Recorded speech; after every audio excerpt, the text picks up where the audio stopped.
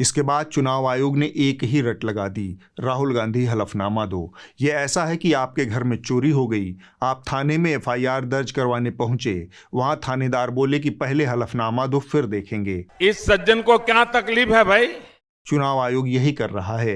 हलफनामे की ऐसी रट लगी कि हुड़कचुल्लुओं के मुखिया को हलफनामे की दस्त लग गई। हिम्मत है तो दे दो हलफनामा, हिम्मत है तो दो हलफनामा, दो हलफनामा, दो हलफनामा। ये जुबानी एटम बम चलाने से कुछ नहीं होता है। हलफनामा साइन कीजिए, हलफनामा साइन कीजिए। पूछता है भारत, एफिडेविट साइन कीजिए। आपकी ओटीपी हलफनामा है, ओटीपी दीजिए, ओटीपी दीजिए, हलफनामा दीजिए, ओटीपी और साइंड हलफनामा दीजिए। इस हलफनामे का सच भी लगे हाथ जान लेते हैं। संविधान विशेषज्ञ पीडीटी आचार्य ने द हिंदू अखबार को बताया कि ये नियम यानी हलफनामा आज की स्थिति में लागू नहीं होता। ये नियम मतदाता सूची का ड्राफ्ट प्रकाशित होने के 30 दिन बाद तक ही लागू हो सकता है, जबकि इस मामले में लोकसभा का चुनाव 15 महीने पहले और विधानसभा चुनाव 8 महीने पहले हो चुका है।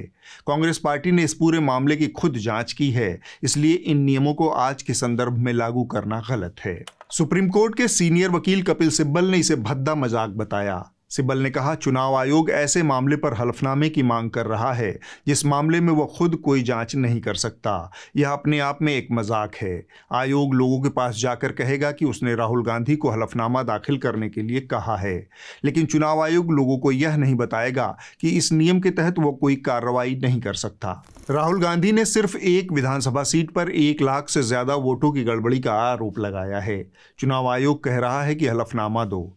आयोग ये नहीं कह रहा कि हम जांच करेंगे, अगर गड़बड़ी हुई तो सही करेंगे, हम जिम्मेदार लोगों पर कार्रवाई करेंगे, हम चुनावी प्रक्रिया को और सटीक और पारदर्शी बनाएंगे।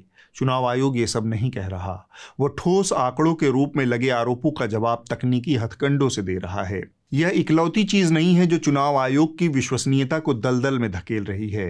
न्यूज लॉन्ड्री की यह रिपोर्ट पढ़िए, जो भारी भरकम स्पेशल इंटेंसिव रिवीजन बिहार में चुनाव आयोग ने करवाया, उसके बाद जो नई मतदाता सूची जारी की, हमारे रिपोर्टर सुमेधा मित्तल ने उसका विश्लेषण किया है। इसके मुताबिक तकरीबन 3 लाख मतदाता ऐसे हैं जिनके घरों के पते शून्य हैं। चुनाव आयोग के अधिकारी कहते हैं, इस तरह की गड़बड़ियां हो जाती हैं, हम उसे सही कर लेंगे।